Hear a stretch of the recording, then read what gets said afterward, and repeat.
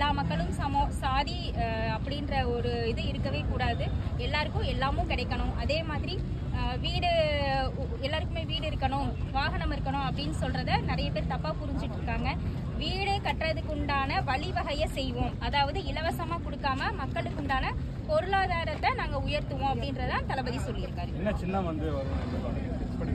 கண்டிப்பா தளபதி அதை யோசிச்சு வச்சிருப்பாரு. சிறப்பான சின்னமா எங்க அண்ணன் தான் பிராண்டே, அதை தாண்டி என்ன இருக்கு? அது என்ன சின்னமா இருந்தாலும் நாங்க எதா இருந்தாலும் நாங்க ஏத்துப்போம். அனுபவம் இல்லாதகிட்ட எப்படி ஆட்சி கொடுக்குறதுன்னு கேக்குறாங்க.